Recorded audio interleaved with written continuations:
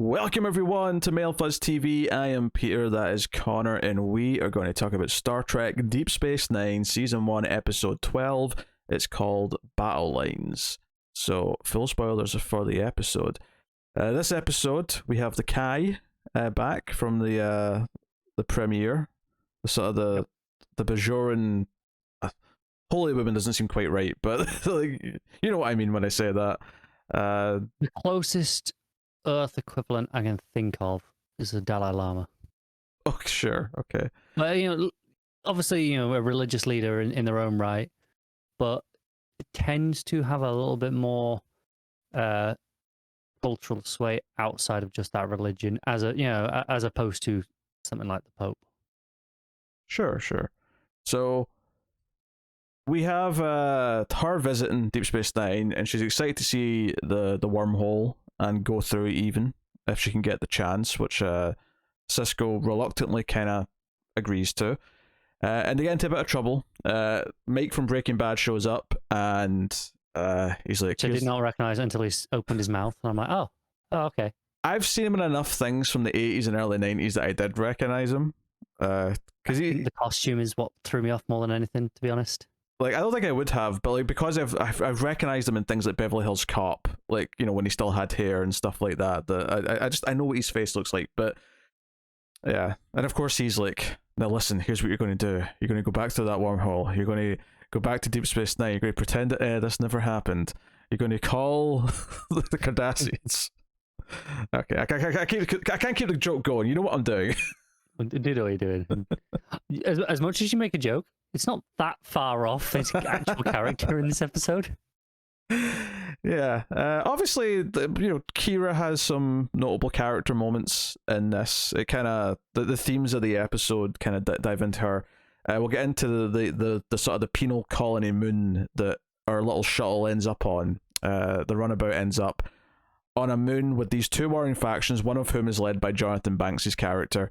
But we find out that they have been sent here to just keep this fighting going because the rest of their civilization, wherever they come from, and that's barely even brought up where they come from. It's just, no, there's a planet somewhere in the vicinity that these two groups came from, and they've been sent here to keep fighting because the rest of the planet doesn't want them there. It's like, too violent, this war's never ending, just send them away, they can fight somewhere else. And obviously, and now they don't remember why they're fighting just because they're here and they have to, because what else is there to do? Yeah, of course a lot of this is, a stand-in for talking about prejudice, talking about hatred, talking about conflict that's just been never ending, that, do we even remember why two sides are fighting? Literally in this case, they do not remember. And this feeds into the themes for Kira's character and how she is basically known only an occupied Bajor ever since she was a kid. She's basically been part of a resistance her entire life. And who is she outside of that? Who is she now that that's kind of over? That's kind of what's raised in this episode. Everything we are saying here sounds kind of good, and the episode's just okay. Like, it raises all these interesting things. I don't know if it necessarily forms a really great whole of an episode out of it, but I do appreciate what they're prodding at and what they bring up. It has a great tone to it, and like atmosphere.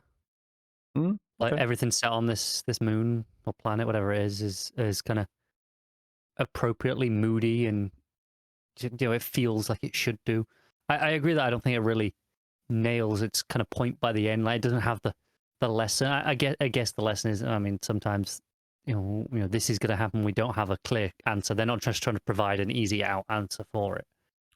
Yeah, I don't have a problem with there not being like a solution at the end, because I think this part of the sadness of the ending of this episode is that these two groups aren't inspired to change their ways or end fighting. They're going to keep fighting. That's all they want.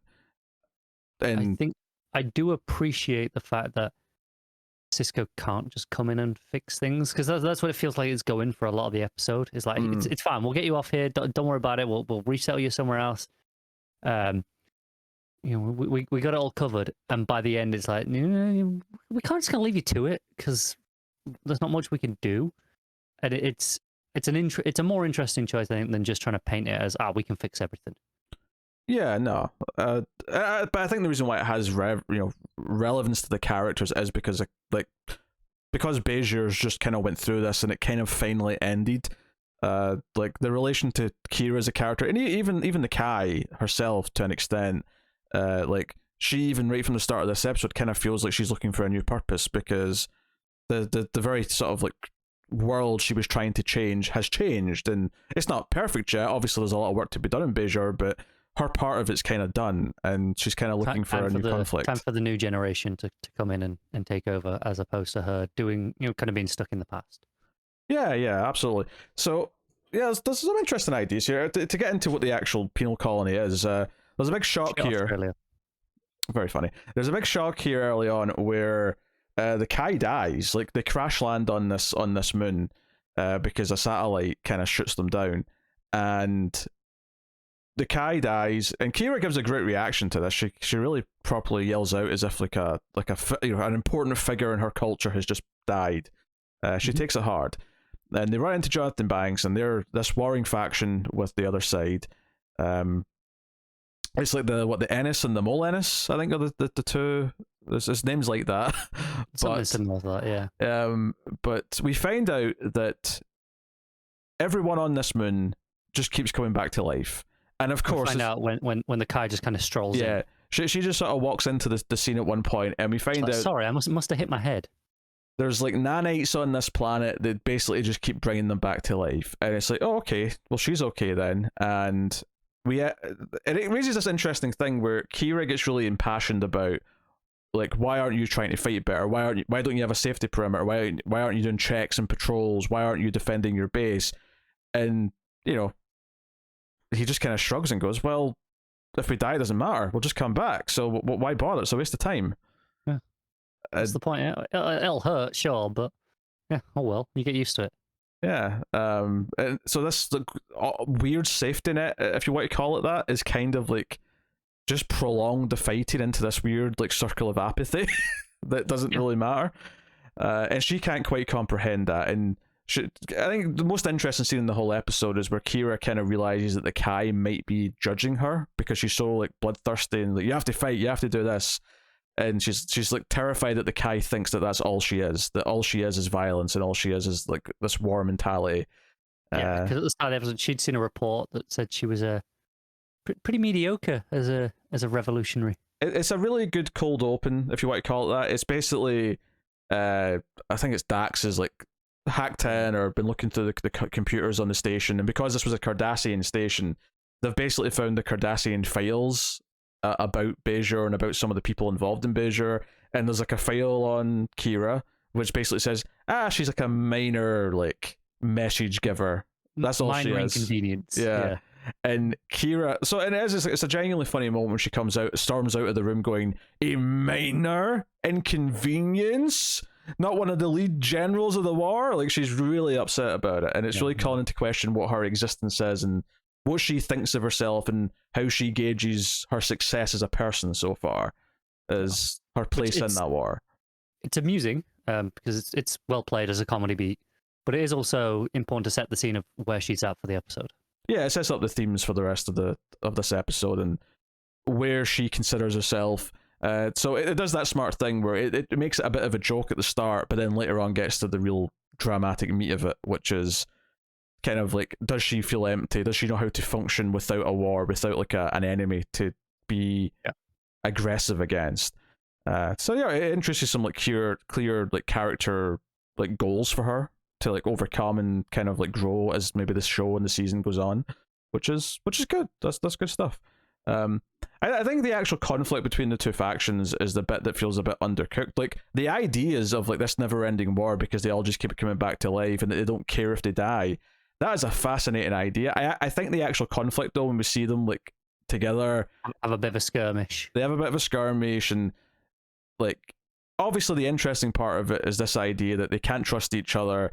And at the end of the episode, when Bashir's figured out, because he's with them, and he's figured out what these nanites are like, and that, these nanites only work here if we take anyone from the moon. Like, so this promise to beam them all away so they can all go start their own lives elsewhere in the galaxy or whatever, we can't do that. As soon as they leave here, they'll die, because this nanotech is like tied to this place.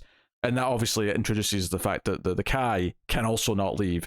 But she never even, I kind of like this detail, actually. she never finds that out. She chooses to stay before she even knows that.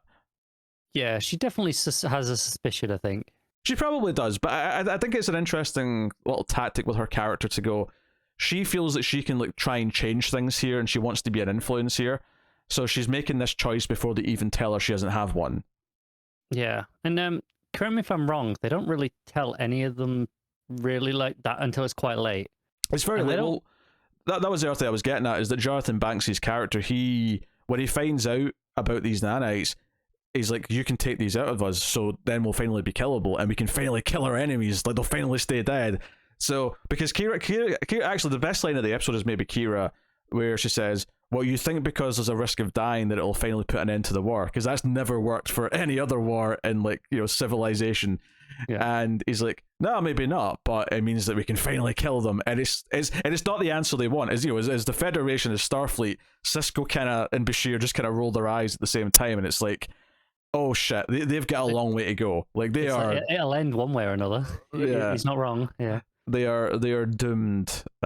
So it was interesting because like for the first chunk of the episode with them, Jonathan Banks was like, finally we'll be able to die. Like because that's what, you know, like, and not in a way where like they've lived a long time at this point. Clearly, they're kind of sick of this, and there's no request to like, can you just beam us off so we could die? You know, just kill us all. Like we've all lived too long. There's none of that. I think no, we're going to continue our war. Yeah, I think it was going for the idea that once he came face to face with the leader of his enemy again, and it stirred up the blood a bit and stirred up the animosity. I think the idea was that at this point he was just bloodthirsty again. It was like, no, we have to like beat them now because we hate each other. So yeah, it's got that sadder like quality to it that this has versus Next Gen, where it's like, oh, this is a tougher situation where there's no happy ending. And speaking of, I think it's interesting that it's like halfway through this season now, and you still find yourself making those comparisons to Next Gen as it's going. Like, yeah, when the two leaders met, I definitely found myself kind of noticing Sisko not being as involved in like trying to negotiate a peace as say Picard usually is between things like that. Yeah. Kind of just stood by to one side. I was like, hey, no, we didn't choose them, but you do you, and kind of just let them fight it out, and then literally fight it out. Yeah, at one point when someone suggests something, he maybe it's Bashir, but Sisko snaps at him and says, "You don't have to lecture me on like your interpretation of the Prime Directive." There's a moment like that where they're kind of considering because they get this signal and they're going to like, leave it because the Kai's with them. And it's like, oh, this may be a dangerous mission. Who knows what this is? But she's like, no, don't hold back an account of me. Go in and search. And I think that whole first chunk of the episode, I'm kind of like, it feels like she's looking for this purpose. Like in some level, definitely is. She says she's had like some sort of vision, right? Yeah, it feels like she knows. Maybe she doesn't know the details, but she knows she's going to be like changing her life and starting new somewhere, and she's not going back. That's kind of what it feels like the whole time. She has to go through, and then they had a look around. They're like, "All right, we'll head back." She's like, "Really? Is this it?" Like, she's sure there's something here that that she's meant to be doing. Yeah, so that leads them to the moon. I think it kind of comes down to the conflict between these two factions. Never really feels that exciting or interesting. They look a bit generic as far as like warriors and like a sci-fi planet go. It's this like 101 stuff. I think it also maybe suffers from it is maybe just a little bit too much standing around in the one cave talking for like 25 minutes of the middle of the episode. It probably suffers from that. Obviously there's some small details. I like O'Brien and Dax looking for them and try to figure it out. O'Brien just like making stuff up as he goes, and Dax being like, "What's that?" He goes, "I'll tell you when I figure it out. Don't worry about it." Yeah, he's just flying by the streets, man. And I kind of like the ending, which is like they're finally beaming away, and it just ends in this sort of cold moment, which is hopeful. But they're leaving the Kai behind, and she insists that her and Sisko will cross paths once again, which I'm inclined to believe that maybe we will one day come back here and see. They don't seem to be that far, through the wormhole, because it didn't take them. They weren't on a huge journey, so I assume it's a relatively accessible, place. Dangerous satellites that'll shoot them down aside. Yeah. Like O'Brien has to like put a decoy thing out to like open a window where he can beam the rest of them off the moon. I mean, he does it no problem, but like there's a little bit of a problem-solving element to it. Yeah, But they know about this now, so they can always go in if they wanted to go back and visit in future. Maybe I wouldn't be surprised if the reason happens to be Kira feels like she needs some sort of spiritual guidance at some point. Maybe, yeah. I want to go back and visit her. Going in knowing the situation there, I'm sure they'll be able to come up with something that's a bit more appropriate instead of just whatever O'Brien can throw together on the ship. Well, there was that line just when they were on their way where O'Brien says, "There's nothing out there; it's all uncharted space," and Dax says, "Well, let's chart it then." Yeah. Which consider this charted. Consider that we know something about this one place now. Exactly. Yeah. So, yeah, I mean, it's not a terrible episode by any means. I think it does feel a bit underwhelming overall because I never really feel like I get into the core plot of the episode. But I like what it was poking at for Kira's character and some of the smaller things like around it.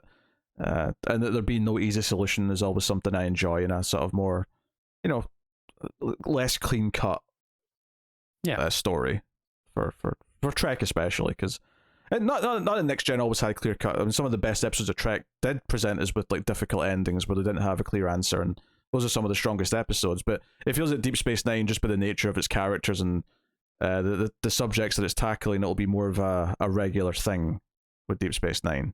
Yeah, it definitely feels like it's been a few times already. Yeah, and we're only just over halfway into season 1, so yeah. So not bad. But yeah, that's battle lines. Next time we'll be back to Next Generation, I believe, but I will tell you what's coming up next on Deep Space Nine. We have an episode called The Storyteller, and here's the description on IMDb. While Sisko tries to negotiate agreements between two Bajoran factions, he orders O'Brien to escort Bashir to investigate an emergency that endangers a village. It's a bit vague. Not much to. That's very vague, yeah. Yeah, not much to go on. But O'Brien episode? Maybe, I don't know. It looks from the photos, it looks like Jake may have a love interest next episode, so we have a kid romance. Okay, yeah, that'll go well. I mean, yeah. Well, okay. I'm not saying it's guaranteed to be terrible, but it's going in with an assumption that it will not be good, and it has to prove me wrong. Look, it's a girl about his age. Doesn't necessarily mean there's going to be a romance, but it's possible. 80% of the time, it does. Maybe it's his buddy's romance interest. I mean, maybe. Nog, is that his name? I think it's Nog. Kid, yeah. I don't know. Look, season 1 growing pains. Okay, we have to get some. We do. It happens. It's part of any show like this, but I mean, I have to enjoy it. Is this going to be a case where it's like, you know how sometimes in Doctor Who they have like leftover scripts from the previous Doctor? I wonder if this is like a leftover Next Gen script that wasn't very good that they've tried to just repurpose a little bit. Maybe. Yeah. I'm just wondering if there's a couple of season 1 episodes that might fall into that kit, because there's definitely some of that in. Because Next Gen had a couple of unused original series scripts that they used. There's no shame in it necessarily. There's ways to update those scripts and use them and utilize them for your show. Absolutely. Although you should always ask the question, why wasn't this one used? Because if the answer is because it wasn't very good. Yeah, it's obviously there are various reasons. Sometimes it's budgetary. Sometimes it's just we had too many options and we just didn't choose that one. We had better choices as they saw it. But that doesn't necessarily make it bad. But I also see a photo of O'Brien in like a cloak, so I don't know what to expect of this next episode. I'm down now then. A cloak got you in. This episode's going to be a banger, you watch. I'm not convinced. Hey, he's wearing a cloak. We'll see. That's our thoughts on episode 12 of Deep Space Nine. Let us know what you thought of this one in the comments below. Like, subscribe, ding the bell for notifications, all that stuff. Get us on the Twitters, mail_fuzz for channel updates. And of course, you could support all the content by going to patreon.com/mailfuzztv, or you can, of course, become a YouTube member, hit us with a super thanks button. All those things do help and are appreciated. So thank you very much for joining. We always appreciate it. Keep watching Star Trek. And wasn't a whole lot of Odo in this one. He complained a little bit of security concerns at the start of the episode, but otherwise, maybe the nanites would he come back as like a fresh puddle. I don't know.